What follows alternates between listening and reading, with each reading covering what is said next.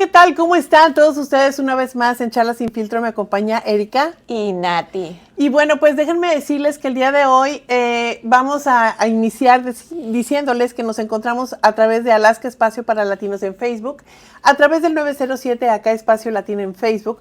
Nos pueden encontrar en nuestra página web también como www.907acaespacio-latino-net. Ajá. Nos pueden encontrar. ¿Y dónde más nos pueden? No, pero también nos pueden encontrar en Charlas Sin Filtro con Nati y Erika en TikTok, en Instagram y en YouTube. Si se perdió un episodio, lo pueden ver en YouTube, claro. Déjenme decirles que tenemos hoy una invitada muy especial en donde vamos a hablar de todo lo que está sucediendo en inmigración. Si usted tiene una pregunta, algo, puede usted hacer su pregunta totalmente en vivo. Lara Nations, bienvenida. Lara Nations de Nation Law Group. Gracias, bienvenidos por estar aquí. Gracias a ustedes. Muchas gracias. Bien contentas. No, claro, sobre todo porque hay muchas dudas con todo lo que está sucediendo. También queremos mandar un saludo a Nicolás Solano, que el día de hoy no pudo venir, el abogado Nicolás Solano, por cuestiones precisamente de trabajo. Pero aquí está con nosotros Lara Nations, en donde vamos a salir de muchas dudas, Erika, con todo lo que está sucediendo. Pues sí, querida audiencia, déjenme decirles que realmente los cambios que están habiendo últimamente con la nueva administración realmente está golpeando muy fuerte a nuestra comunidad latina, y qué mejor para despejar esas dudas. Tenemos a los abogados de Nation Law Group, donde nos van a despejar, y tenemos preguntas que ya nos han empezado a hacer desde hace un día antes. Recibí varias preguntas. Y yo creo que este es el momento, y muchísimas gracias por tenerles. Es un honor tenerles a ustedes aquí. Así es. Y gracias por ayudar a la comunidad con este tema tan complicado, tan difícil, y donde está afectando a nuestra comunidad de una manera directa, así diríamos realmente. Con todos los cambios recientes de las leyes de inmigración, ¿cuáles han sido esos cambios que nos están afectando, doctora? Bueno, han habido muchos cambios, y casi todo inmigrante se ve afectado por los cambios que han habido. Esta administración se ha enfocado mucho en la detención y los arrestos que todos hemos visto, tanto en los medios como en nuestras comunidades, desafortunadamente. También han habido muchos cambios en términos del proceso de asilo, que no nos afecta a todos, pero para quien afecta, pues sí ha sido muy impactante eso, porque se vuelve cada vez más difícil presentar un caso y ganarlo. Entonces yo diría que en esas dos áreas se han enfocado más, pero obviamente han habido muchos cambios en muchas áreas distintas de inmigración. Y en los casos, por ejemplo, de los asilos, ¿cuáles son los cambios más recientes? Han comenzado a ser mucho más exigentes en términos de la información que uno tiene que poner en la solicitud de asilo. Entonces, por ejemplo, que si uno no pone suficientes detalles, así esté la información básica, igual puede ser un motivo para el juez no permitir a la persona exponer todo su caso en una audiencia con testimonio, sino decidir en una audiencia preliminar o por escrito que no va a escuchar todo el caso porque la persona no ha presentado suficiente información en la solicitud de asilo. Entonces ese es un ejemplo de uno de los cambios que ha sido fundamentalmente impactantes para las personas que piden asilo. Más estrictos en todo. ¿Qué debe hacer una persona cuando tiene un caso pendiente? Hemos escuchado ahora que las solicitudes de trabajo se han quedado de muchas personas pendientes, se ha quedado en un proceso estancado o en hold, como quien dice. ¿Qué debo hacer yo en este momento si mi caso está en esa situación? Depende del tipo de caso, pero por ejemplo, en una solicitud de permiso de trabajo, a veces después de esperar cierto tiempo uno puede reclamar por el hecho de que el caso se está demorando demasiado. Sin embargo, esa era una herramienta que antes funcionaba mejor. Hoy en día mi experiencia es que si reclamo, se demoran 2 meses o 3 meses en responderme, y cuando me responden me dicen, pues sí, nos hemos demorado demasiado y cómo lo sentimos. Y no hacen nada más. Entonces se vuelve cada vez más difícil obtener los resultados que bajo la ley uno se merece.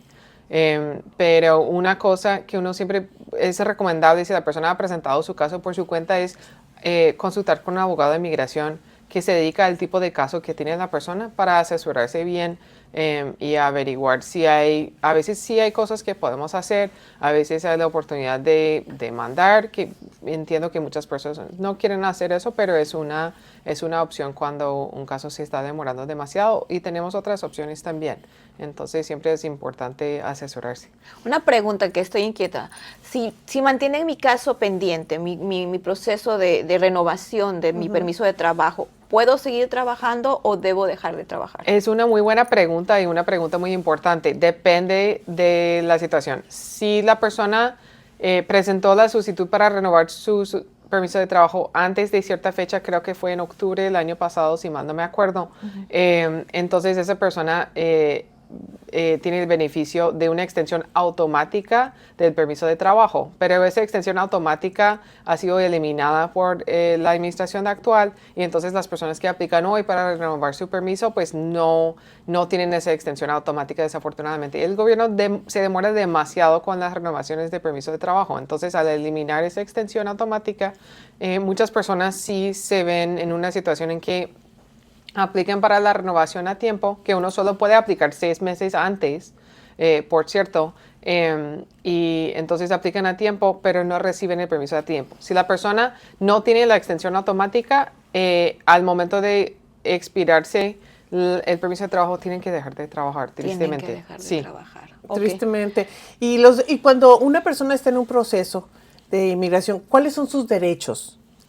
¿En qué sentido? En el sentido, por ejemplo, de que, por ejemplo, si una persona está en proceso de inmigración y tiene una infracción de tránsito y de repente lo quieren detener, pero tiene un derecho su caso está procesándose, ¿tiene ese derecho? ¿Hay ciertos derechos? Eso se ha vuelto complicado porque lo que hemos visto es que muchas personas que sí tienen sus casos ya pendientes,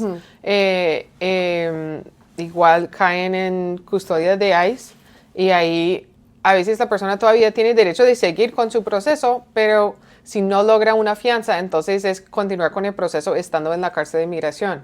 Y muchas personas optan por no seguir con el proceso que tenían pendientes por el hecho de que no quieren estar mucho tiempo en la cárcel mientras el caso se desarrolla. Sí. Pero sobre todo también la importancia, qué importante es cuando una persona es arrestada por ICE, son minutos los que cuentan, segundos, es importante luego contactar a un abogado. Es muy importante y sobre todo para nosotros aquí en Alaska, porque en Alaska no tenemos un centro de detención de inmigración. Entonces, las personas al poco tiempo de ser arrestadas acá, normalmente las mandan a otros estados, generalmente al centro de detención más cercano que es en Tacoma, cerca de Seattle, en Washington.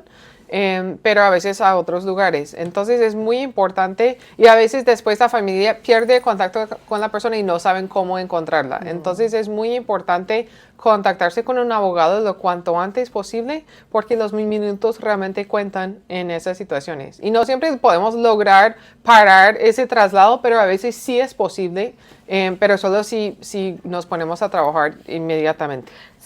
En un caso, vamos a poner que le detuvieron a una persona, las autoridades de inmigración. Yo como familiar, como amigo, como vecino, ¿cuáles son mis primeros pasos para poder ayudar a esta persona? Pues mi recomendación es, antes de llegar a ese punto, todas las personas que tienen la posibilidad de ser detenidas por ICE deben hacer un plan y dejar esa información, hablarlo con alguien de confianza, así sea un familiar o un muy buen amigo, dejar por escrito, ok, si a mí me detienen, esto es lo que quiero que usted haga. Y hablarlo con la persona y ver que sea una persona de mucha confianza que se vaya a ser responsable de toda la situación.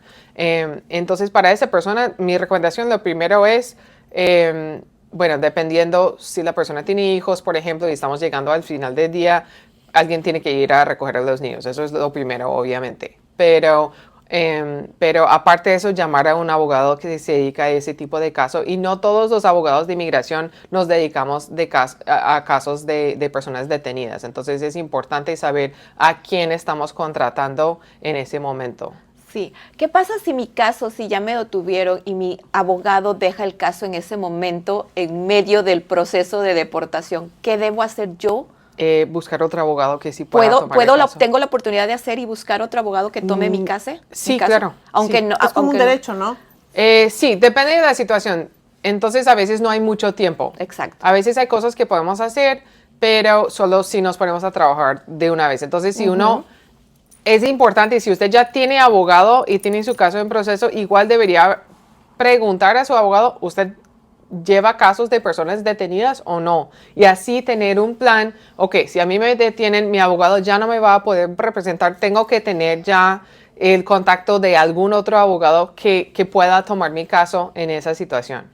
Es que ese punto no lo sabemos, Lara. Claro. Muchos abogados nos dicen, sí, yo le puedo representar, yo puedo hacer su caso, pero no sabemos que detrás de eso ustedes se especializan en otros temas diferentes, Claro. como en la detención de un individuo Claro. detenido por la Oficina de Migración. Todos nos dicen que nos van a ayudar en los casos, pero no todos pueden llevar esos casos de detención. O no todos están dispuestos. Exacto. Sí. Entonces es muy importante saber de eso. Qué interesante. Qué interesante. ¿Y qué documentos son los que toda persona tiene que tener actualizados siempre? Si la persona es residente, siempre tiene que tener la tarjeta de residencia vigente y portar la tarjeta de residencia en todo momento. Si la persona, ese es por ley es un requisito. De resto, es recomendable, por ejemplo, obviamente si uno tiene permiso de trabajo, pues tratar de mantenerlo vigente. Licencia de manejo, si uno está manejando, tiene que tener una licencia de manejo. Yo entiendo que muchas personas, por ejemplo, las personas totalmente indocumentadas acá no pueden tener una licencia en el estado de Alaska, desafortunadamente. Pero si uno tiene derecho a una licencia, pues mantener eso vigente. Es bueno tener un pasaporte del país de origen desde cierto punto de vista y de otro punto de vista, pues no es favorable. Entonces, porque es importante, ahora con esta nueva administración, ya están exigiendo que las personas con residencia permanente traigan físicamente en su cartera. Que siempre ha sido la ley. Siempre ha sido. Siempre ha sido, pero la gente ahora está poniendo atención a muchas cosas que antes pues no les parecían. Las dejaron así como claro, que no. porque nadie estaba haciendo nada con eso. Ah, ok. Es bueno, es bueno saber que es importante eso. que ahora nosotros como personas, como ciudadanos, qué documentos debo llevar, porque también ya no somos exceptos, ya no tenemos una excepción de la ley, ya estamos incluidos en la ley. Pues, ¿Qué debo hacer yo como ciudadana? ¿Qué documento debo llevar? Una opción es llevar una copia si uno se hizo ciudadano por naturalización, llevar una copia. Yo no llevaría el certificado original porque si se pierde es muy complicado reemplazarlo, pero una fotocopia sería una opción. Uno puede, cuando pide su pasaporte estadounidense, puede pedir una tarjeta de pasaporte que para viajar solo sirve en ciertas circunstancias, no sirve, por ejemplo, para viajar en avión, pero sirve porque desde el punto de vista que es más fácil llevar eso en la billetera que un pasaporte. Claro. Entonces es otra opción, o una copia del pasaporte estadounidense. Aquí en Alaska no hemos visto casos de ciudadanos detenidos por ICE. Afortunadamente hasta ahora eso no ha pasado aquí. Entonces, y no hemos visto mucho que paren a la gente en la calle sin motivo. Entonces, normalmente lo que estamos viendo con ICE es que van en busca de alguien en particular que saben que no tiene papeles. Entonces, desde ese punto de vista, creo que los ciudadanos no corren tanto riesgo, pero igual entiendo la preocupación y mi recomendación sería llevar copia de alguno de esos documentos siempre para poder mostrar su estatus de inmigración. Qué importante es eso.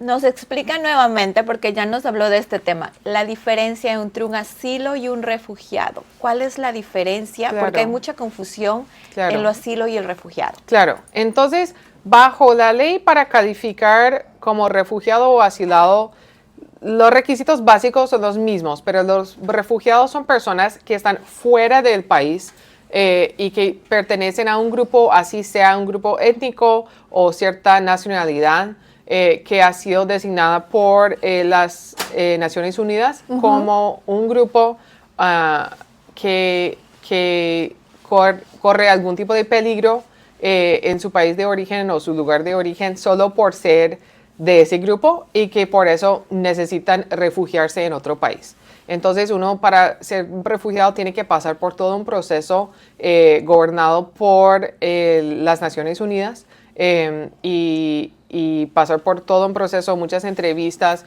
y eventualmente las Naciones Unidas determinan a cuál país va a ir esa persona como refugiada.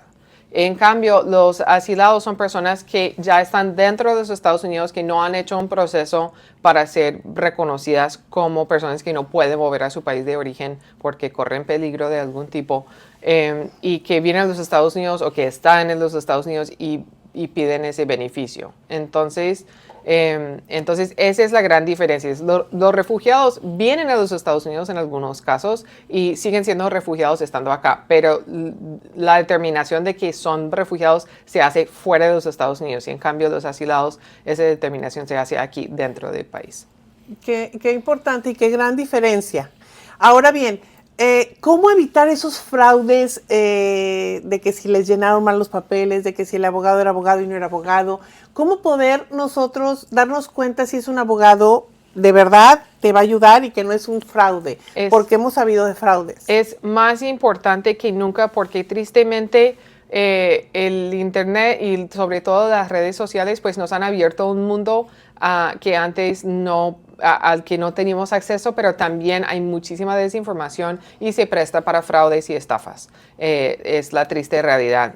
También se ha vuelto más común no buscar un abogado en donde uno vive necesariamente, sino buscar el abogado que es famoso en TikTok o el abogado que es famoso en Facebook o Instagram y contratar por eso y no por recomendación personal de alguien en nuestra comunidad, por ejemplo. Claro. Entonces, es muy importante, uno en la primera consulta siempre puede preguntar, ¿usted pertenece a cuál colegio de abogados, por ejemplo? Porque cada estado tiene su proceso, su colegio de abogados y su proceso para dar licencia para que la persona pueda ejercer como abogado.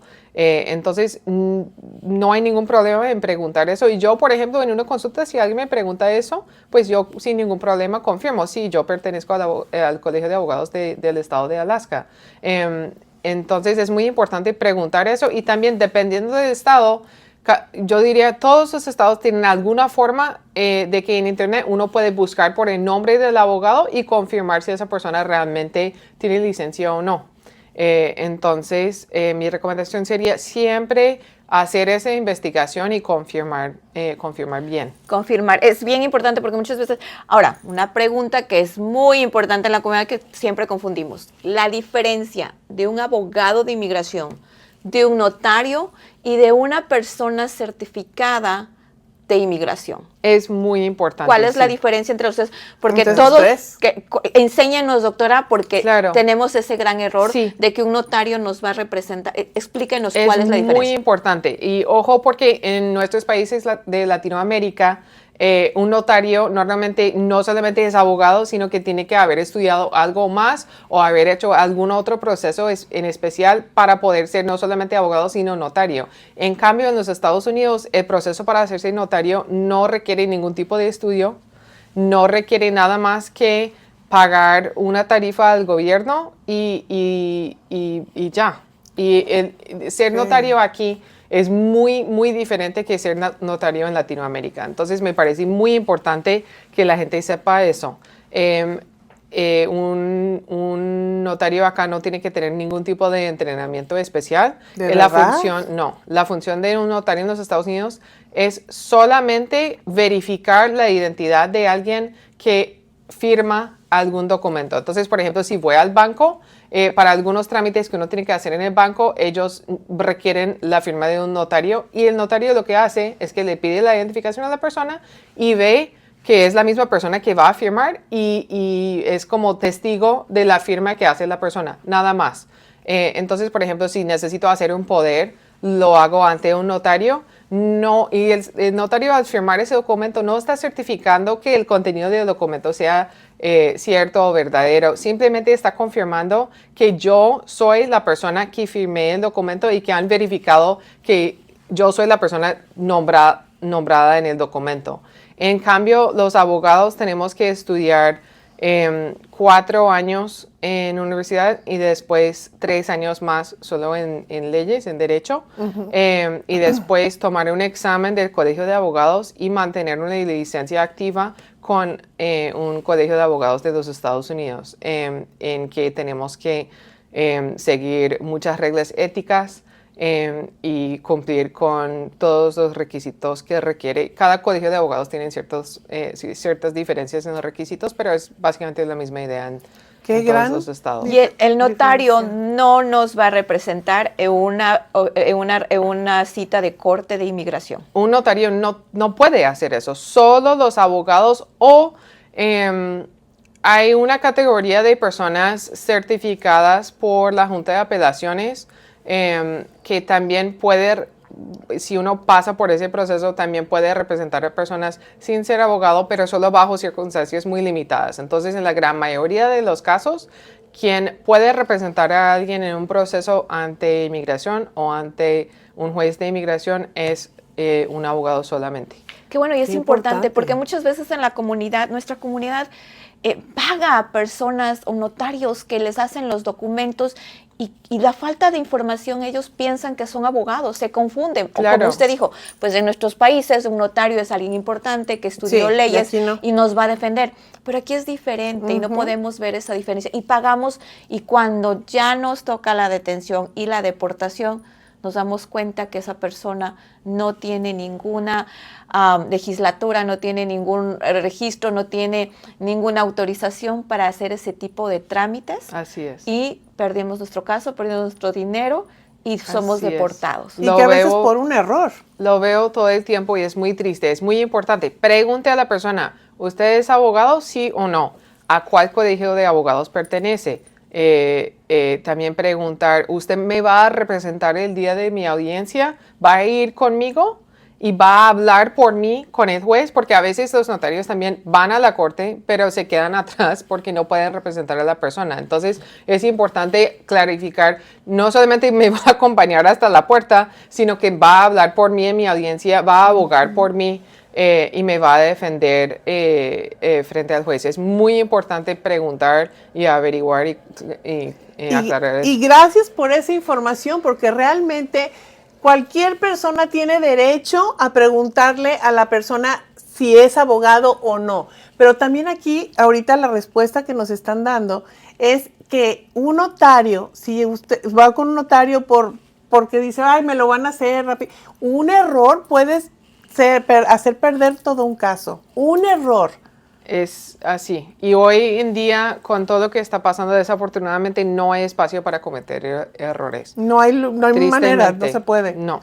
Bueno, perdón, ¿qué les diría, qué recomendación se les daría a las familias que tienen estatus mixto? Uh-huh. ¿Qué recomendación ustedes tú como les podrías dar a las familias? Entonces, ahí otra vez vuelvo al tema del plan que se debe hablar y poner por escrito antes de cualquier problema. Uh-huh.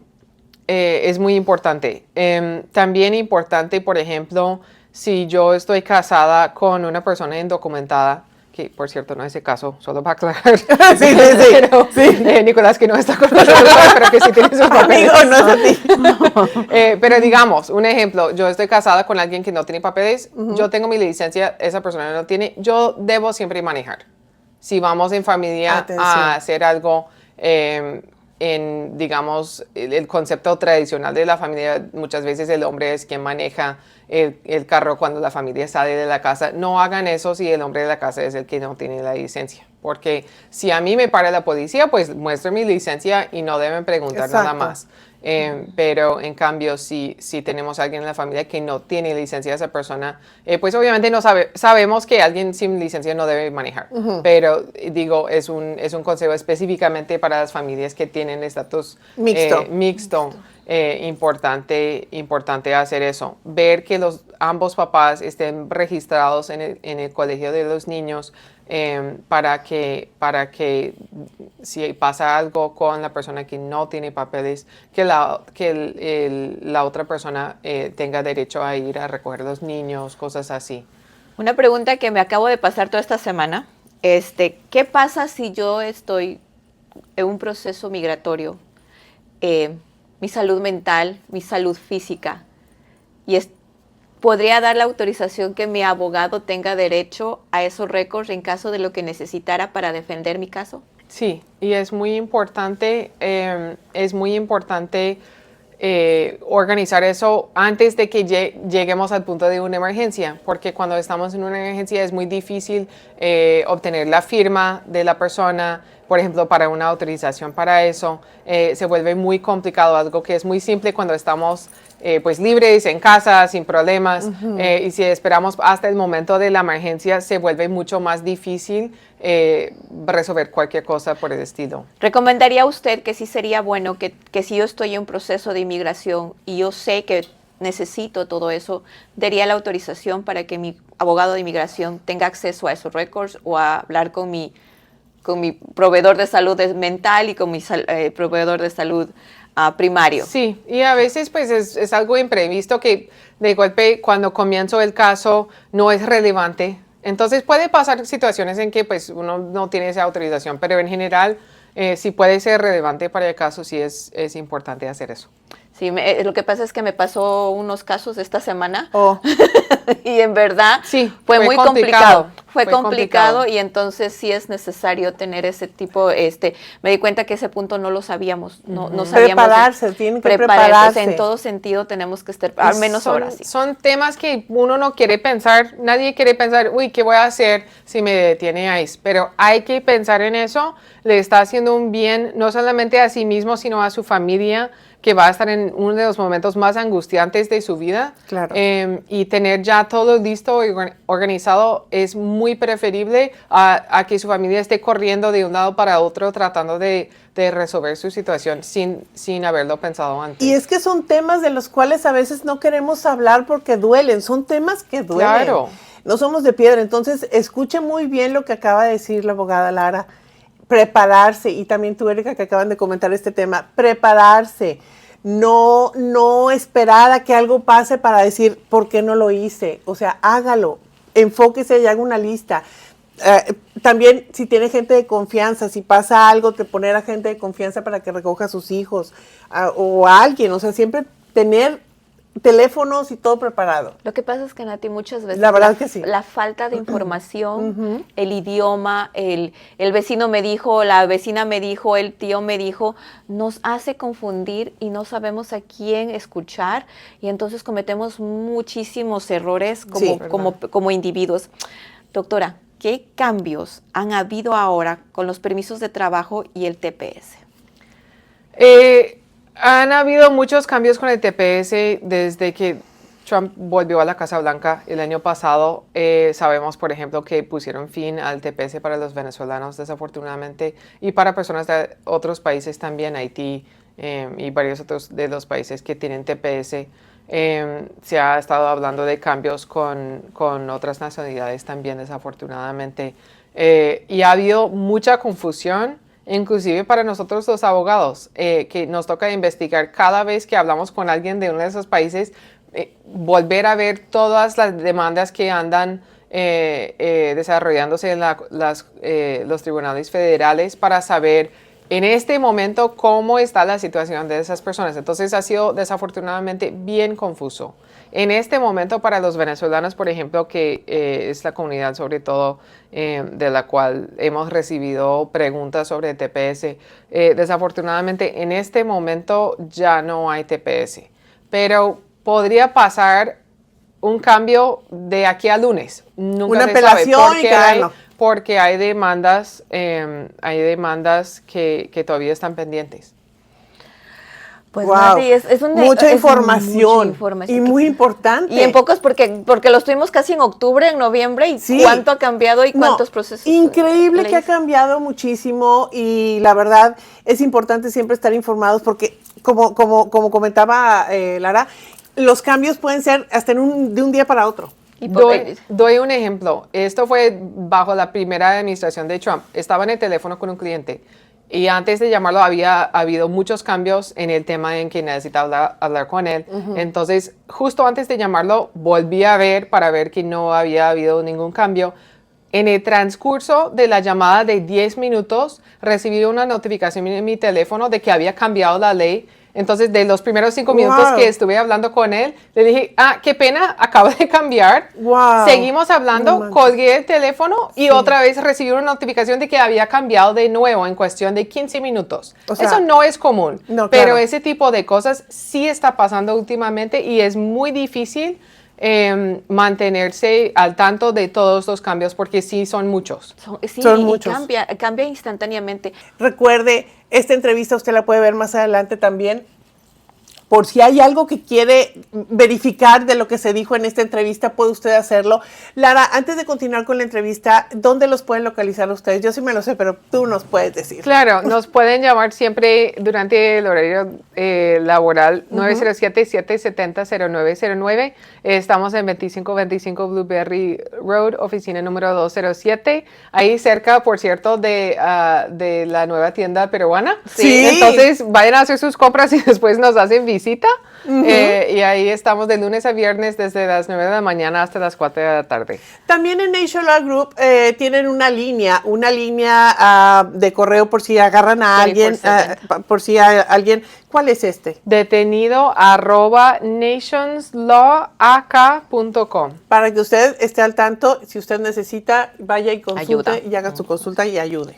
Doctora, ¿cuáles son los errores más comunes que tenemos en los temas de inmigración?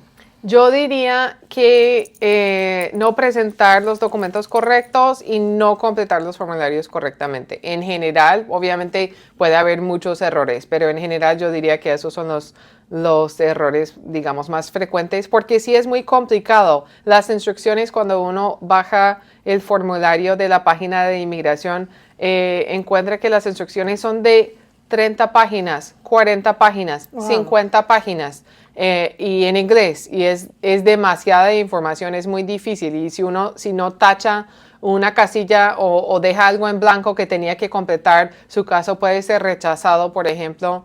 Entonces, esos son los errores, yo diría, más frecuentes. Le voy a hacer una pregunta fuera de las preguntas que tenemos. Bueno. ¿Una persona que no tiene ningún estatus migratorio puede hacer impuestos? Es una pregunta muy importante y también muy difícil hoy en día de responder. Sí, históricamente ha sido muy común que las personas indocumentadas que trabajan aquí, yo no soy contadora ni me dedico a derecho de impuestos, pero en general las personas que tienen ingresos en los Estados Unidos pues tienen ciertas obligaciones de presentar declaraciones de impuestos. Entonces históricamente ha sido muy común que las personas indocumentadas pues solicitan el ITIN y que hacen sus declaraciones de impuestos todos los años y pagan los impuestos que tienen que pagar.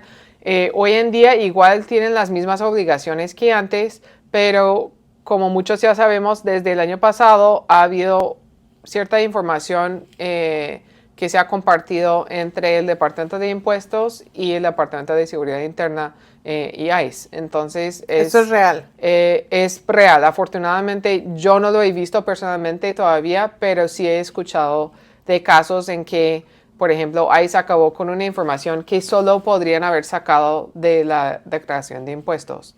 Entonces, no sabemos qué tan frecuente es, pero sí existe la posibilidad. Wow, es increíble. Y es difícil de contestar como lo acabas de mencionar porque se supone que el IT number es para eso, pero también no puede trabajar, es para otra, o sea, es un caso muy complicado. Es complicado de entender también al mismo tiempo. Qué bueno, y yo pienso que la mejor manera es consulte con su abogado, consulte Correcto. con su contador. Sí. Si los dos están de acuerdo, pues entonces continúe con ese proceso, pero si no, manténgase al margen y permita que haga las cosas correctamente, porque las leyes ahorita realmente no están a nuestro favor. Desafortunadamente no. Y hablando de procesos, sabemos y hemos escuchado en muchas partes que están tardando más que otras veces. Los procesos, Lara, ¿cuánto están tardando realmente? ¿Más que antes? Más que antes porque han impuesto muchos nuevos requisitos, no solamente en quien solicita el beneficio, sino también en el oficial que revisa el caso y toma una decisión.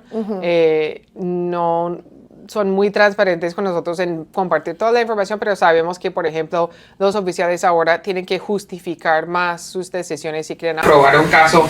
No solamente aprueban, sino que también tienen que poder mostrar por qué aprobaron el caso y estar con riesgo de perder su trabajo si no hacen las cosas de la manera que la administración actual quiere. Entonces, yo diría que todo en general se está demorando más ahora, desafortunadamente.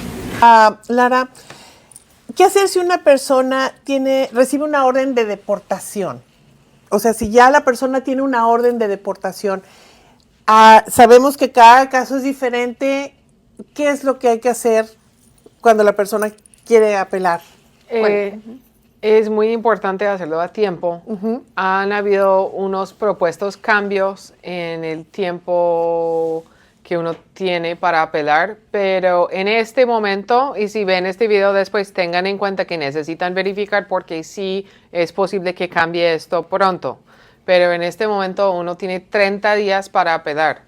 La Junta de Apelaciones no disculpa de ninguna manera si la apelación no llega a tiempo. Entonces es sumamente importante y he visto casos, por ejemplo, hubo una tormenta o algo en el lugar en donde queda la Junta de Apelaciones y la apelación no llega a tiempo por eso, igual no les importa. Igual no reciben la apelación en muchos casos, aunque sea algo totalmente fuera de control de personas. Estamos lidiando con un departamento que es muy poco razonable. Entonces hay que tener eso en cuenta. Hay opciones para presentar la apelación a veces por internet y ahí no puede haber otros problemas como problemas técnicos, pero no puede haber un problema desde el punto de vista de no presentarlo a tiempo.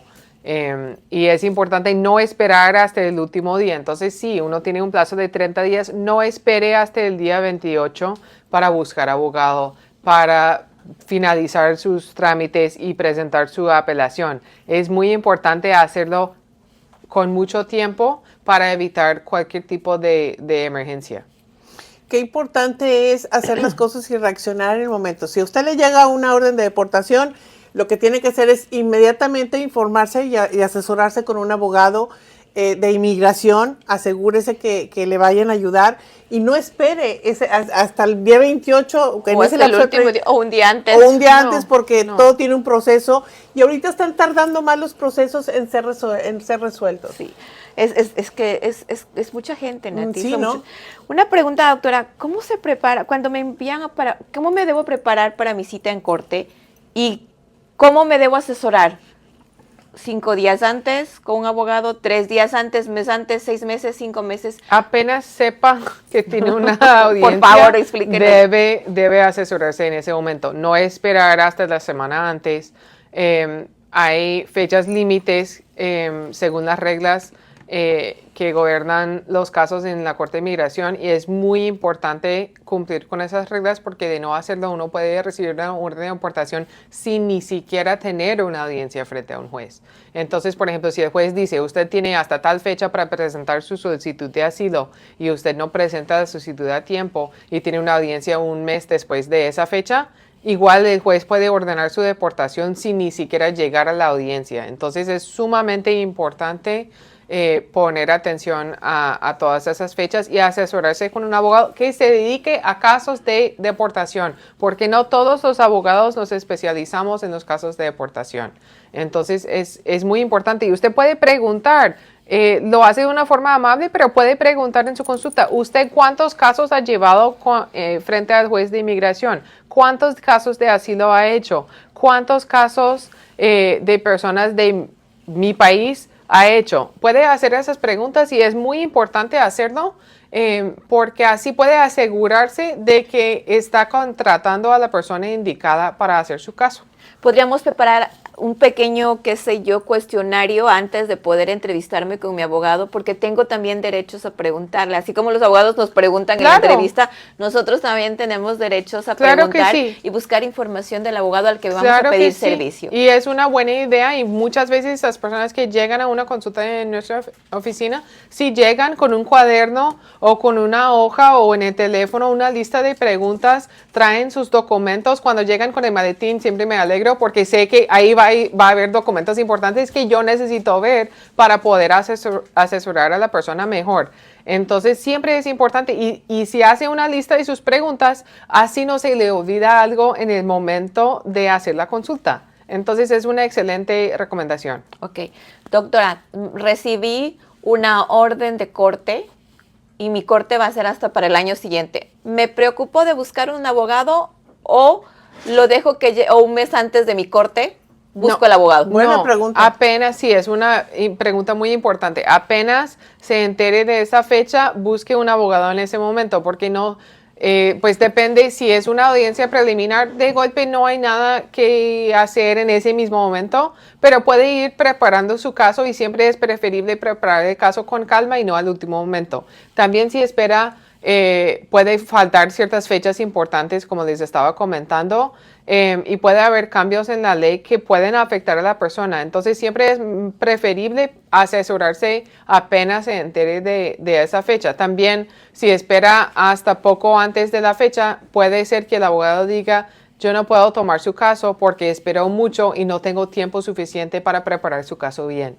Entonces siempre es preferible buscar abogado apenas uno se entere de esa fecha.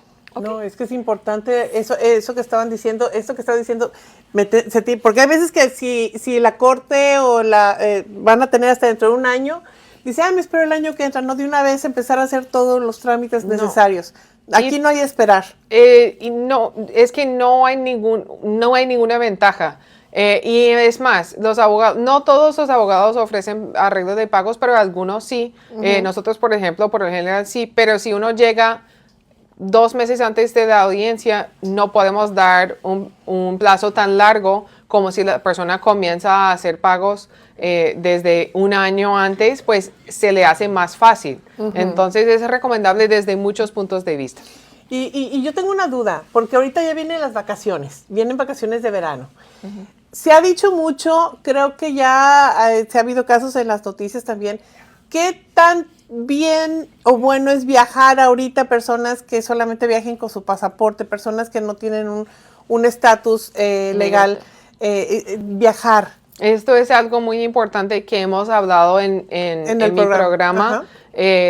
Y la recomendación es difícil porque yo sé que vivimos muy separados, apartados del resto del país y del resto del mundo aquí en Alaska, y es un ambiente pues bonito, pero también difícil en invierno y con el frío y todo. Pero las personas que no tienen la residencia, la ciudadanía o su visa, digamos, de trabajo o visa de turista vigente, no deben viajar en avión por ningún motivo, así sea en un vuelo nacional. Ni permisos de trabajo tampoco. Es que un permiso de trabajo no protege a la persona, y qué bueno que me lo ha preguntado, porque mucha gente no sabe eso. Dicen, pues yo estoy en un proceso y tengo mi permiso de trabajo, eso quiere decir que puedo estar acá. De cierta manera sí es cierto, pero eso no quiere decir que ICE no pueda detener a esa persona, y tristemente lo que está pasando en los aeropuertos es que están compartiendo información entre el departamento de TSA, por ejemplo, y ICE y las aerolíneas de una manera que nunca hemos visto antes, y ICE sí está llegando a los aeropuertos a arrestar a la gente. Ojo con esto, lo acaba de decir la abogada Lara Nations,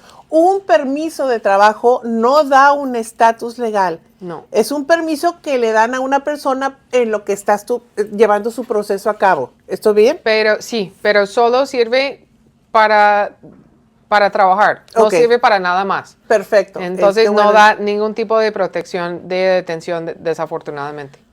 Doctora, tengo una visa de estudiante. Ya se acabó mi visa de estudiante. ¿Me quedo o me voy? Pues consulte con el abogado meses antes de la fecha de expiración, que siempre es el consejo. Uno tiene que irse antes de la fecha de expiración de su estadía. En casos de estudiantes en particular, es un caso un poco especial porque la estadía permitida es un poco diferente, no tiene una fecha como tal.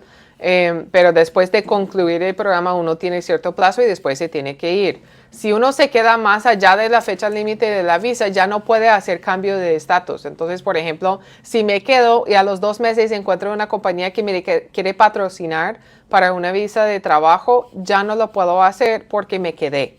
Entonces, cierra muchas puertas, aparte de ser contrario de la ley, que siempre tenemos que seguir la ley. Aparte de eso, pues cierra muchas puertas y la persona se queda casi sin opciones. Acordémonos que existe la posibilidad de pedir un permiso de trabajo después de concluir el programa de los estudios. Hay que hacerlo con tiempo y planificar eso, pero existe la posibilidad de hacer eso. Y ese permiso de trabajo, el programa se llama OPT y le da al estudiante la oportunidad de quedarse en los Estados Unidos y trabajar con un permiso de trabajo en un trabajo relacionado con lo que estudió. Y es una gran oportunidad para conocer a las compañías y ver la posibilidad de que patrocinen para una visa de trabajo. Importante. Son cosas que no sabemos Sí, ¿no? muchas veces. Ahora, doctora, hablamos de las visas del TPS, de los estudiantes, del trabajo. Una visa U y la ley VAWA. La ley VAWA. ¿Qué es esa ley y qué es la visa U? La ley de VAWA es una ley relacionada con violencia doméstica. Se trata de muchas cosas, pero cuando hablamos de VAWA en el campo de inmigración, estamos hablando de un proceso que puede hacer una persona para solicitar la residencia si ha sido pasado por una situación de violencia doméstica. Y no puede ser, es muy común que sea por parte de su esposo o esposa, pero también puede ser un niño menor de edad abusado por uno de sus padres o padrastro o madrastra. O también puede ser un padre abusado por un hijo bajo ciertas circunstancias. Okay. Entonces es una herramienta excelente. Tristemente han habido muchos abusos y mucho fraude últimamente en los últimos años con ese programa y tristemente ahora el gobierno está revisando todos esos casos mucho más que antes porque ha habido mucho fraude en ese caso. Entonces, en ese caso en particular, tengan mucho cuidado de no contratar el abogado de TikTok que dice arreglar sin salir, no se preocupe, yo le voy a resolver todo y sin explicar y sin que la persona haya experimentado violencia doméstica. Hemos visto eso mucho con el tema de VAWA. Hay casos con mérito y es una herramienta excelente para esas personas, pero no caiga víctima de una estafa o un fraude con respecto a los casos de VAWA. No todo el mundo califica para VAWA y VAWA no es solamente para arreglar sin tener que salir del país. VAWA es para personas que han sido víctimas de violencia doméstica en su hogar por parte de su pareja, que es residente o ciudadana de los Estados Unidos, o por parte de un hijo, o por parte de un padre residente o ciudadano. Entonces es muy importante saber eso. Si usted no ha pasado por una situación de violencia doméstica, no califica para VAWA. Acordémonos que las situaciones de violencia doméstica pueden verse de distintas maneras. Entonces, por ejemplo, el abuso puede ser no solamente violencia física, sino también abuso mental, verbal, emocional. El abuso toma muchas formas y es importante saber eso. Pero si usted no ha pasado por ninguna situación de violencia doméstica, no califica para VAWA. Tener un hijo rebelde no hace a uno calificar para VAWA. Y eso se ha estado viendo mucho, sobre todo en las redes sociales, desafortunadamente. Doctora, Qué buena aclaración, ¿eh? Vine con mi novio. Mi novio es un ciudadano americano. Me ha maltratado, pero yo tengo miedo de decir lo que me está pasando y me quedo callada. ¿Qué consejo nos daría? ¿Hablamos a la policía? ¿Nos callamos? ¿Aguantamos esa violencia doméstica? Yo creo que ningún ser humano debe aguantar violencia doméstica. Es un tema que para mí es muy importante y he ayudado a muchas personas en ese tipo de situación durante mi carrera. hoy en día, con todo lo que está pasando, es difícil decir definitivamente siempre llaman a la policía o nunca llaman a la policía, porque las cosas están cambiando casi a diario y hay que evaluar los riesgos y los posibles beneficios de llamar o no. Ahora, si ustedes están en una situación de violencia en que me van a matar si no llama a la policía, por favor, llame a la policía. Y después veremos las otras consecuencias. Okay, es importante. Es muy importante. Si usted queda, si a usted la matan, ya no podemos hacer ningún caso de inmigración. Claro. Y yo sé que es muy fuerte decirlo de esa manera, pero es verdad. Es la verdad. Si alguien se muere, ya no mis habilidades como abogada no sirven para nada. Entonces, en una situación de violencia así, por favor, siempre llamen a la policía. Pero lo preferible sería, si usted está pasando por esa situación y no sabe si llamar a la policía o no, pero no es una emergencia actual en este mismo instante, consulte con un abogado que se dedica a ese tipo de casos. Porque así se asesora y se entera de las opciones. Y ser un respaldo para esa persona, porque a veces en la comunidad nos callamos muchas cosas, tenemos miedo por el miedo. Y qué bueno qué bueno que traemos este tema, porque hay muchos casos que no se pueden ver por la inmigración, por el miedo, porque mi novio es ciudadano, me trajo con papeles y me tengo que aguantar lo que venga, pero no sabemos que hay soluciones, porque no es solamente en nuestra población latina, estamos viendo en otras asiáticas, gente en otras culturas y en otros países, gente de otros países que están sufriendo eso y prefieren callar y aguantar mucho, sabiendo que pueden tener una asesoría legal y que pueden ganar su caso, pero siempre y cuando tenga el respaldo de que usted realmente está sufriendo de violencia doméstica. Y es muy importante acordarnos que las comunicaciones, las consultas con un abogado son confidenciales. Entonces, si usted tiene miedo, no tenga miedo, viene y habla conmigo y yo no le puedo contar a nadie lo que usted me dice en la consulta, a menos que usted me autorice divulgar cierta información. Entonces, realmente no hay riesgo. Ahora, es otro punto con los notarios. Los notarios no tienen ese mismo privilegio de confidencialidad. Entonces, es otro motivo por el cual es más seguro consultar con un abogado. Porque tenemos que seguir esa regla tan importante. Ética. Tenemos aquí una pregunta de doña Gloria. Dice, si invito a un músico de otro país a Alaska, ¿qué tipo de visa necesita para actuar legalmente? ¿Es difícil? Depende si quiere venir solamente a dar, por ejemplo, un concierto. Es diferente que si quiere venir acá a trabajar como músico a mediano o largo plazo. No, es me imagino yo que es para que venga a dar un concierto. Normalmente para dar un concierto habría que solicitar una visa que se llama visa P y es exactamente para eso. Qué importante es. Doctora, ya sabe que yo siempre estoy con las preguntas. Para eso que estoy. Es tan difícil el poder cambiar de un estatus a otro. Vamos a suponer que estoy en el proceso de mi visa de trabajo y ahora yo quiero aplicar a mi visa de residencia. ¿Cuánto tiempo dura y qué son los requisitos que debo hablar? Para la residencia... entonces, estamos hablando de una situación en que la persona ya tiene su visa de trabajo. Sí. Ok. Depende bajo o cuál es el fundamento legal para pedir la residencia. Entonces, digamos, si estoy aquí con una visa de trabajo y me caso con una persona que es ciudadana de los Estados Unidos, es diferente que, estoy aquí con mi visa de trabajo y mi empleador me quiere patrocinar para la residencia. Son dos procesos, pues en últimas uno acaba en el mismo lugar con la residencia, pero sí que tiene requisitos totalmente diferentes. Entonces es importante tener eso en cuenta. Una pregunta respecto a ese mismo tema. ¿Qué tan cierto es que una persona que tiene 4 años con su visa de trabajo automáticamente califica para la residencia? No. ¿Eso no es cierto? No. ¿Nunca ha sido cierto esto? Hay una categoría, nunca es automático. Ok. Siempre hay que hacer algo más.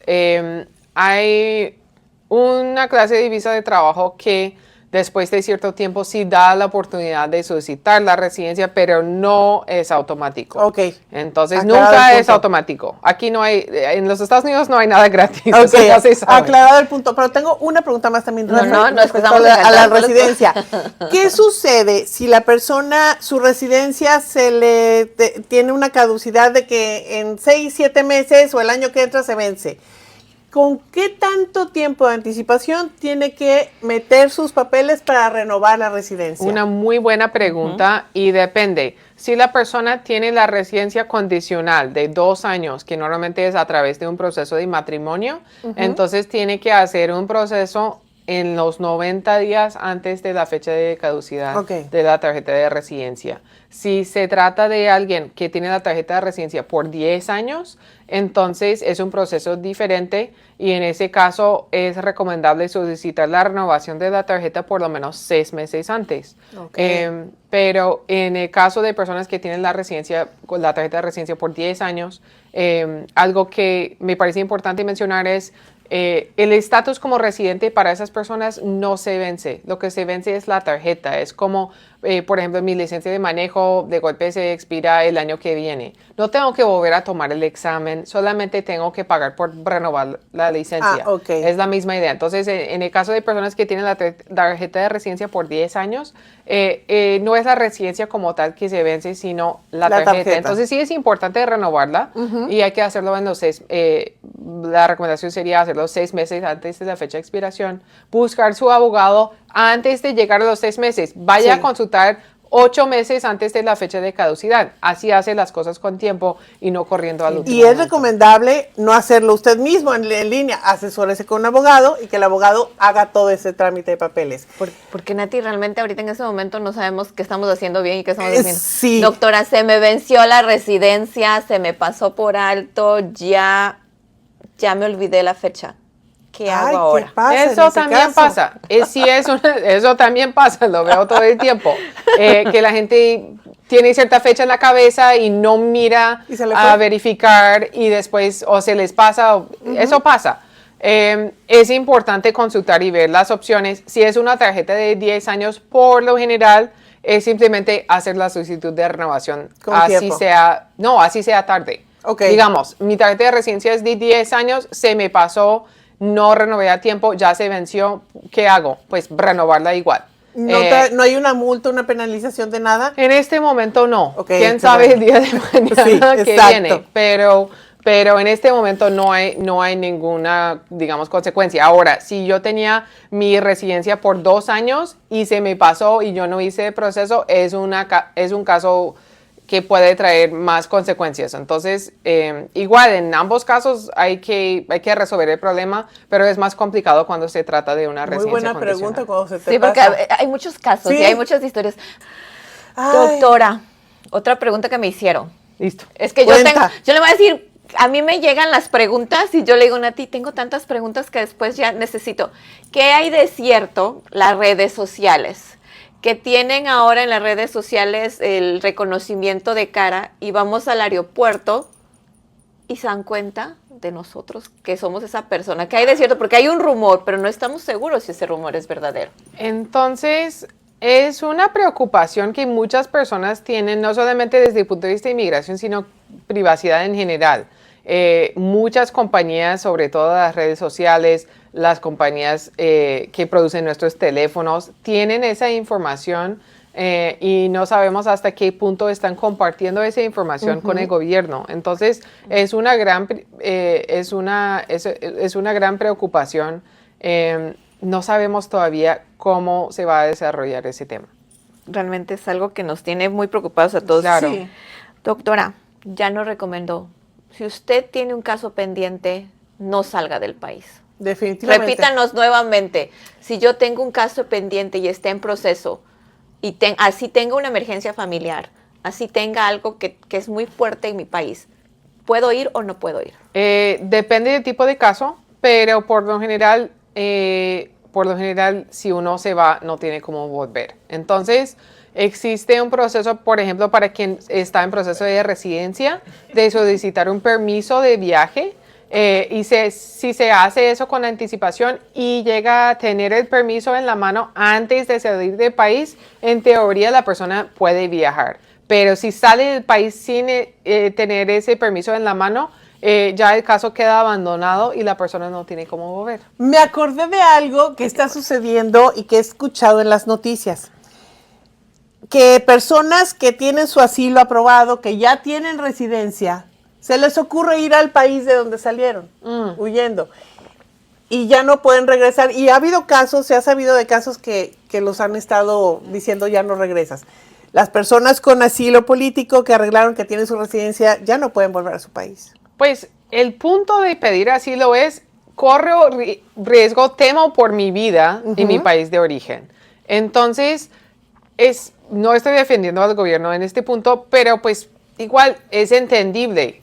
Si usted jura que no puede vivir en su país por el miedo que tiene y después se va de vacaciones a visitar a los amigos y Exacto. la abuela, no tiene sentido. No hay congruencia. Entonces, obviamente entendemos que hay ciertas circunstancias en que uno dice, pues quiero tomar el riesgo, a pesar de que sí corro ese riesgo en mi país, quiero ir porque mi mamá se va a morir.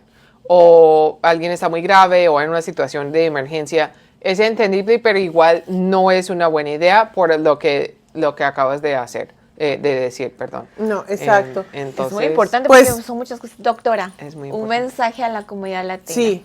Que nos dijera a todos nosotros. Que no se den por vencidos, que sabemos que estamos pasando por una situación, un momento demasiado difícil, pero es muy importante averiguar de las cosas, asesorarse bien y no aceptar la idea de que pues ya no voy a poder hacer nada y simplemente pues me doy por vencido. Es muy importante asesorarse, averiguar si uno tiene ciertas posibilidades de tener un estatus de inmigración, posiblemente la persona no sabe y que no se den por vencidos.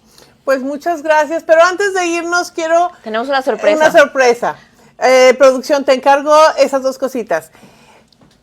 ¿Quién cumplió años la semana pasada? El viernes de la semana pasada, bueno, a mí me sucedió que, bueno, pues me chocaron y ya no pude decirlo y traer otras cosas. Sí. Feliz cumpleaños, Lara. Muchas gracias. Con todo el amor. Ay, gracias. Unas flores de parte de todos nosotros para ti. Y felicidades también, yo lo dije cuando me estaban haciendo mi tatuaje, felicidades también a mi amigo Nicolás Solano que cumplió años. Sí. Y luego a la semana, Lara cumplió años este viernes pasado. Feliz cumpleaños, Muchas Lara. gracias. Y pues también son partícipes porque el día de mañana cumplimos un año. Un año. Queríamos de este celebrar con proyecto. usted. Hay que tenemos un celebrar año. eso. Sí. Vamos a cumplir un año de estar al aire. Ha habido muchos cambios, doctora, en nuestro proyecto de colaborar con la comunidad, de educar, informar de la manera y con los expertos sobre todo, porque muchas veces por falta de comunicación, por el idioma, la misión de Nati y yo es traerles a ustedes esta información de fuentes o de gente que realmente sabe del tema. Queremos ayudar, queremos apoyar, queremos que nuestra comunidad esté informada, que no abusen de ella, que tenga su información de la primera mano con las personas que hablan su propio idioma, que es muy importante. Es por eso que hemos creado estos espacios para ustedes. También queremos decirle que vienen cosas nuevas. Nati estará haciendo cada jueves un noticiero que será auspiciado por Nation Love Group. Con Hugo Production. Sí. Oficialmente será así. Viene en el segmento de Salud Sin Filtros y Signito también. Oficialmente también ya. Queremos dejarles saber que esos segmentos serán dedicados a ustedes. Fue un año de piloto para nosotros, doctora. No ha sido fácil coordinar entre todos, pero creo que me atrevo a decir que han hecho un gran trabajo cada uno de ustedes. ¿Y tú también? La gente nos ha acogido, a ustedes por darnos su tiempo, por tomarse un sábado y venir con nosotros a sentarse a la comunidad latina, al grupo de WhatsApp que tenemos de mucha gente. Sin ustedes y sus preguntas, sin sus miedos, sin sus comentarios, sin todo eso, no fuéramos posible haber hecho esto. Pensamos en ustedes, queremos mucho a la comunidad de nuestros patrocinadores. Ay, también gracias que nos a las han agencias colaborado, también. que nos han permitido mantener este proyecto en alto. Alaska ya tiene una voz a través de nosotros, a través de Nati. Queremos seguir apoyando a más pequeños negocios que sigan creciendo, que la gente consuma lo nuestro, que nos ayudemos unos a otros, a menos en estos tiempos difíciles. Le deseo los mejores años de su vida, Feliz que siga cumpleaños, teniendo Lara. paciencia con los casos, que siga informándonos. A Nicolás ha sido una parte importante, nos ha dado mucha información. Él Mucha también información. está siempre pegado a la comunidad. Bastante. La voz y la persona que está llevando muchas cosas a cabo y muchos logros, Juan, Hugo Production, que Sí. se encarga de cada edición de llevar este programa a todas las redes sociales, porque los latinos ya tienen una voz en Alaska. Yo les quiero felicitar a ustedes porque cumplir un año sí es algo muy importante y lo que han logrado este año es impresionante. Les felicito. Gracias, gracias. Me ¿Y olvidé, tiene más pero proyectos? Roberto, Ah, sí, Roberto, no me quiero Y María olvidar de Fernanda ti. Y también. María Fernanda, Roberto, gracias por ese tiempo a subir los videos en YouTube. Gracias a todos ustedes, porque sin ninguno de ustedes no sería posible. Pero nada. también tú estás incluida, mamacita. Y yo Sí, claro. siempre escuchando a mi comunidad, apoyando a cada uno de ustedes que se merecen con cariño y respeto, a todos los patrocinadores, a los invitados que se dan su tiempo, y gracias por creer en este proyecto. Y gracias a todos ustedes porque bueno, ya tenemos un nuevo proyecto que es el de Salud Sin Filtros y Sin Mitos, que viene, que ya es oficialmente. Este jueves pasado arrancamos un piloto que está todavía pero ya a partir de ya cada jueves el noticiero Alaska en Minutos. ¿Por qué es lo que tenemos Alaska en Minutos? Porque no sabemos Porque, las noticias sí, locales. Porque nos interesan las noticias en general, sí, pero las locales. Usted puede encontrar noticias nacionales en algunas aplicaciones, en algunos canales de televisión nacionales, pero noticias locales en español, pues ahora las tiene con nosotros aquí en Alaska en Minutos, todos los jueves. Y es patrocinado oficialmente por Nation Law Group. Muchísimas gracias. Gracias por por este ese proyecto. patrocinio. Gracias por su oportunidad. Y Pues no pudimos prender las velas porque si no cometemos Sí, no. errores. Exacto. Pero también, le deseamos- y también quiero recordarles algo. Recuerden que cada viernes la abogada Lara sí, Nation el tiene su programa en donde está ahí. Ahora sí que estoy también ahí con ella. Así, Claro. gracias por la confianza, porque también el viernes, bueno, en esta semana les comentaba yo, gracias por ese año es un año también que tengo con Sí. ellos haciendo este programa. Ha sido un año de mucha información a la comunidad. Gracias por la confianza y por hacerme parte. Ahora sí que le digo, así, mi amiga también es mi jefa también, aquí, aquí la tengo. Es Lara Nations, gracias y gracias por hacerme partícipe de este proyecto que ustedes tienen también y gracias por esa confianza. Ha sido un año y un año también aquí. Gracias, Nati, porque sin ti tampoco no hubiera podido ser atrevida Sí. de lanzarme a hablar en público. Gracias. Pero gracias a todos de todo corazón. Un año, cambios, también queremos seguir trabajando por ustedes, educando, apoyando, dando a conocer las organizaciones y a la gente que hace este país grande como ustedes, todos los latinos aquí en Alaska. Y vienen más proyectos. Ah, sí. Más adelante más proyectos y también estoy en una Nati nos va a dar sorpresas grandes Sí. más adelante. Tengo sorpresas grandes que son cosas personales que estoy haciendo, que van a ser a nivel muy grande. Así que gracias, US Talent. Hasta Sí. Miami. Así que nos despedimos agradeciendo a la doctora Lara Nation. Claro. Gracias por traernos toda esa buena información. No será la primera vez. La gente, sígales en sus redes sociales porque ellos también están informando cada vez y cada semana acerca de la información de inmigración que es importante para nosotros.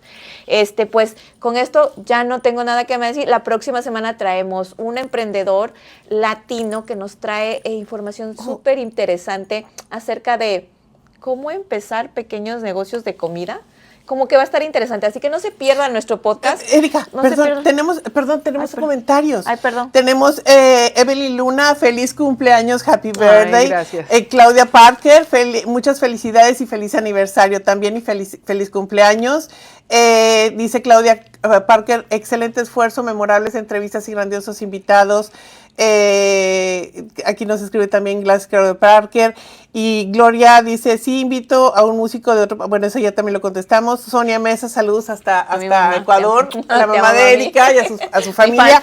Y gracias a todos los que se conectaron. Recuerde, si usted quedó con alguna duda, puede comunicarse y buscar a Lara Nations y la National Group con Nicolás Solano. Vamos a ponerlo en nuestras redes.